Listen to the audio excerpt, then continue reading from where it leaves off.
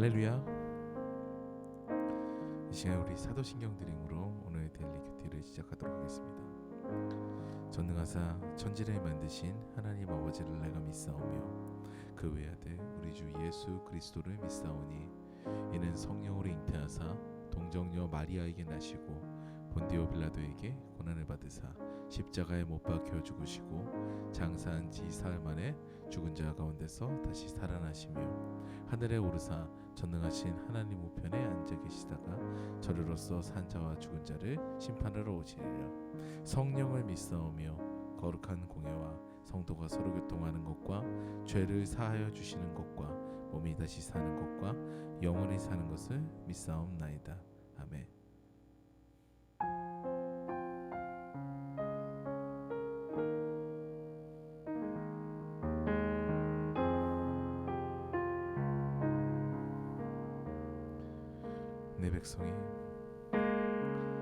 내 백성이 나를 떠나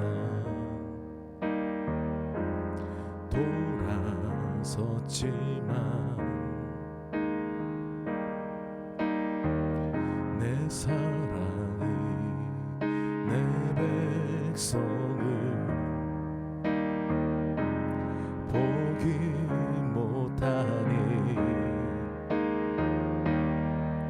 내 모든 것 내어주고 나 그들을 얻으리라. 여호와께 돌아가자. 우린 돌아서도 그는 변치 않네. 여호와께 돌아가자. 우린 넘어져도 그 사랑 영원하네. 사랑은 오래 참고 자신을 내어주네. 서로 사랑할 때 세상은 주보내. 사랑은 절대 지지 않네. 사랑은 오래 참고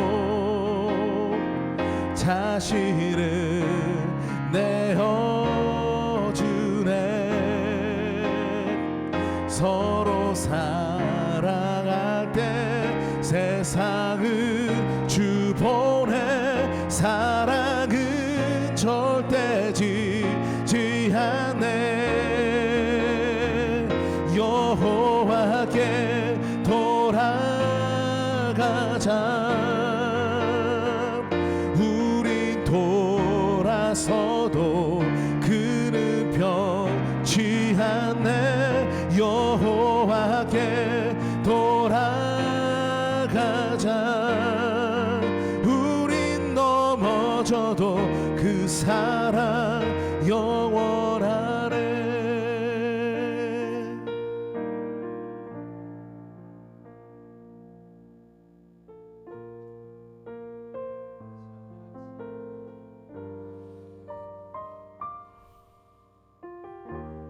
이 시간 우리 같이 기도하십시다. 오늘 하루의 삶을 주님께 의탁하십시다. 오늘도 무슨 만남 무슨 모임이 있든지 또 어디에서 무엇을 행하든지 우리 주님께서 동행하시고 이끌어 주옵소서. 말씀과 기도로 구별된 삶 살게 하여 주옵소서. 믿음으로 사랑으로 공동체를 세우게 하옵소서. 간절히 합심해서 함께 기도하겠습니다. 주님, 오늘도 하루의 삶을 열어주시니 감사합니다. 이 한 생명을 주님 사명 가지고 살게 하시니 감사합니다. 주님, 오늘 하루의 삶도 주께서 주장하여 주시고 하나님의 놀라운 은혜를 입혀 주옵소서. 주님 역사하여 주옵소서. 주님이 함께 하심이 선명하게 드러나는 우리의 삶이 되게 하시고 내 생각과 언어와 행동 속에 주님 주인 되심을 바라볼 수 있도록 우리 하나님 인도하여 주옵소서. 우리는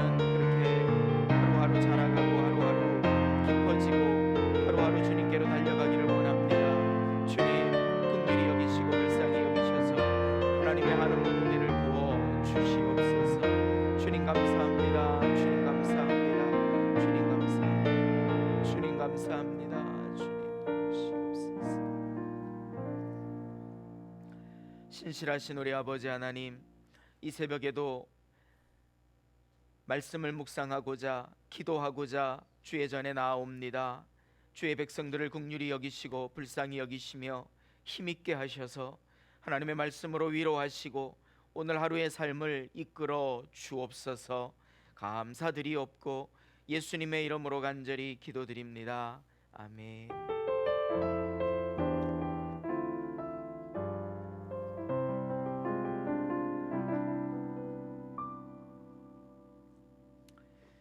오늘 말씀은 역대하 10장 1절로 19절까지 말씀입니다.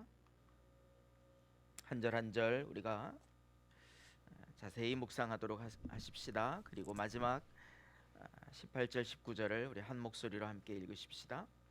온 이스라엘이 르호보암을 왕으로 세우려고 세겜에 모였으므로 르호보암이 세겜으로 갔다. 느바세 아들 여로보암이 이 소식을 들었다. 그는 솔로몬 왕을 피하여 이집트에 가 있었는데 이 소식을 듣고 이집트에서 돌아왔다. 사람들이 여로보암을 불러내니 그와 온 이스라엘이 르호보암에게 가서 이렇게 말하였다. 임금님의 아버지께서는 우리에게 무거운 멍에를 메우셨습니다.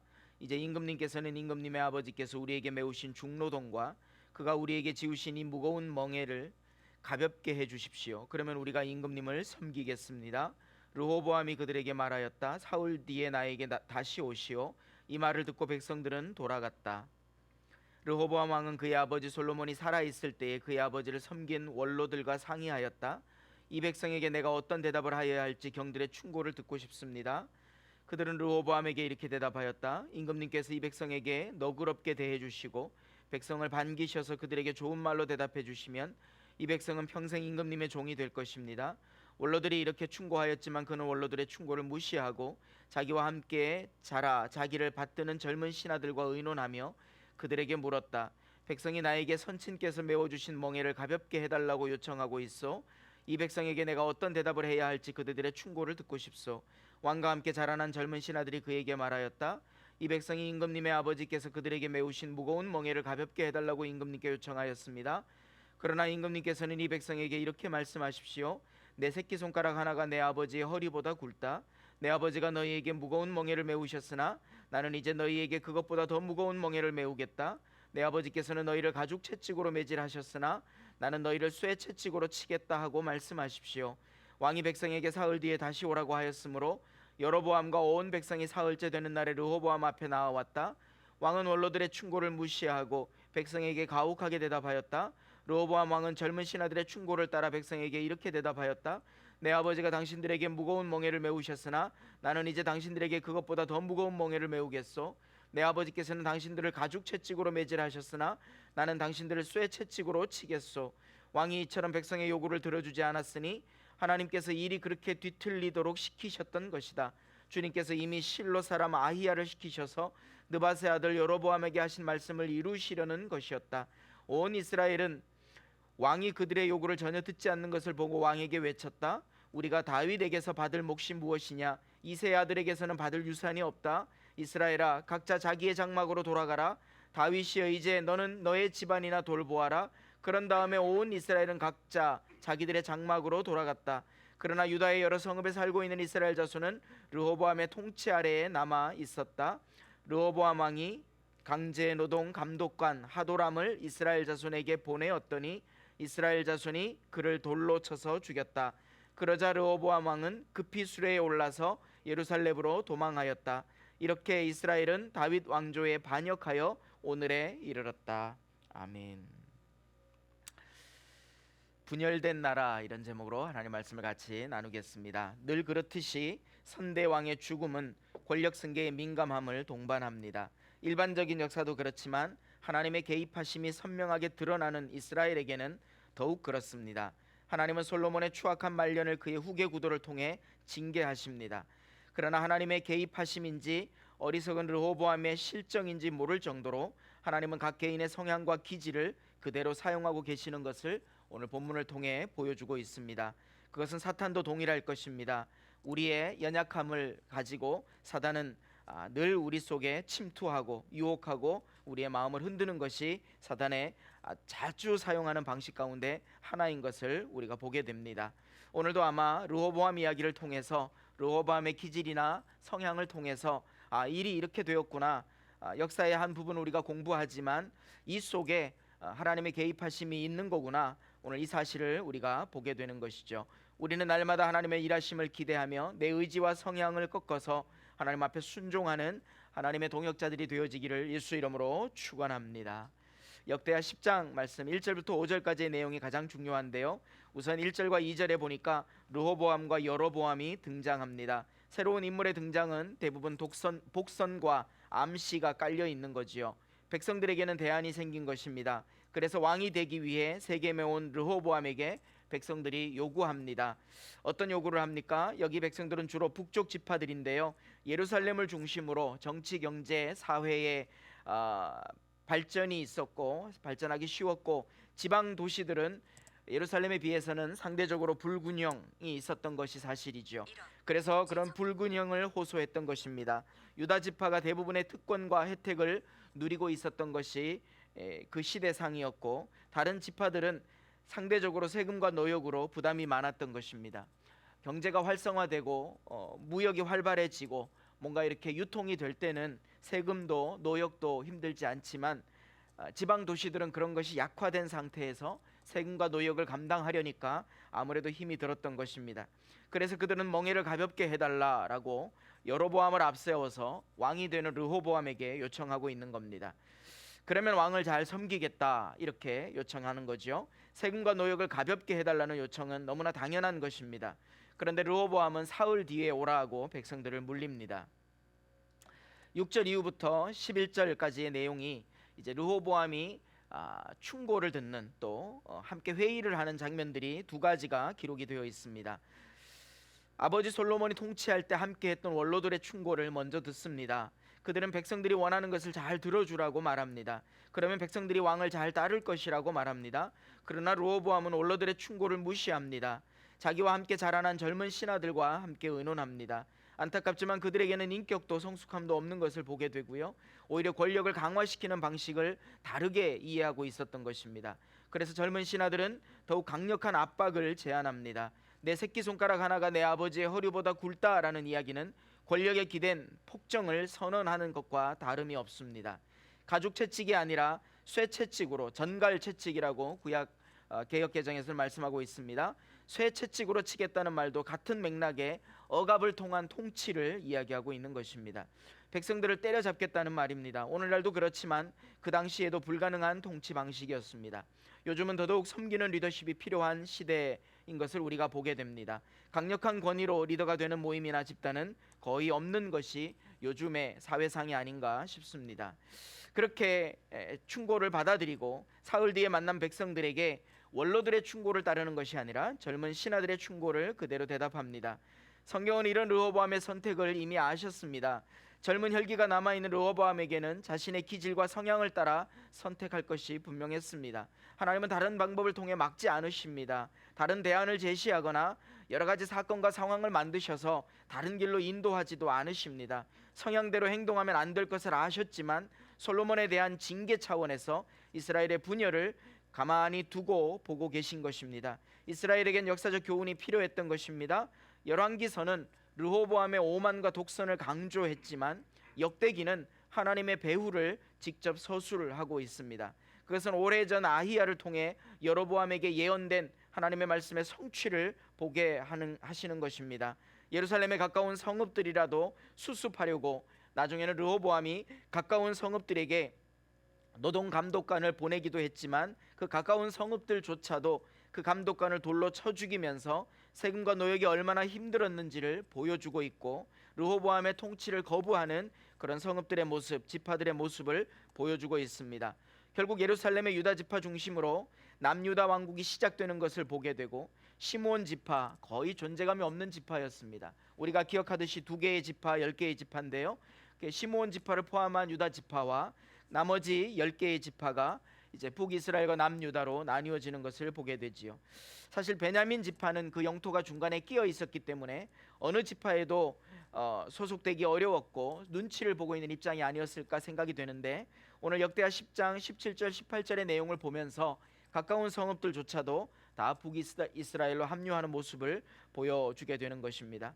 사울 왕국과 오랜 대치 관계가 아마 그 원인이었을 수도 있고 결국 북이스라엘로 합류하면서 10개의 지파가 완성되는 마지막 베냐민 지파의 모습도 우리가 볼 수 있습니다.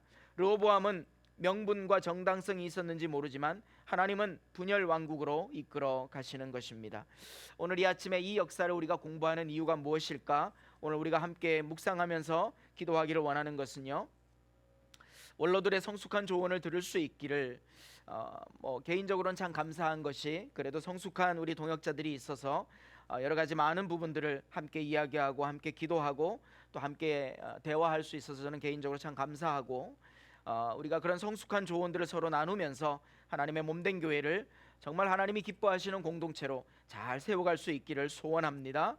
지도자의 권위는 억압이 아니라 섬김이다. 오늘 말씀을 통해서 르호보암을 통해서 르호보암의 성향을 통해서 우리가 보게 되는데, 또 이 시대 정치, 사회, 문화 속에 우리가 보게 되는데, 바로 그런 섬김의 리더십을 우리가 더 잘 가질 수 있도록 그렇게 우리 스스로에게 오늘도 도전하고, 또 하나님이 이 말씀을 통해 우리에게 주시는 그런 교훈을 받는 그런 시간이 되시기를 바랍니다. 우리의 인생은 하나님의 주관이시고 하나님의 역사이십니다. 우리가 하는 것 같으나 우리가 하는 것이 하나도 없음을 오늘 성경은 우리에게 보여주고 있습니다. 실로 역대기 10장은 르호보암의 이야기를 다루는 것 같으나 하나님의 섭리를 다루고, 솔로몬 때에 이루어졌던 하나님의 징계에 대한 계획이 오늘 르호보암을 통해서 여로보암과 함께 분열 왕국으로 만들어지는 하나님의 섭리였다라고 하는 것을 보게 됩니다.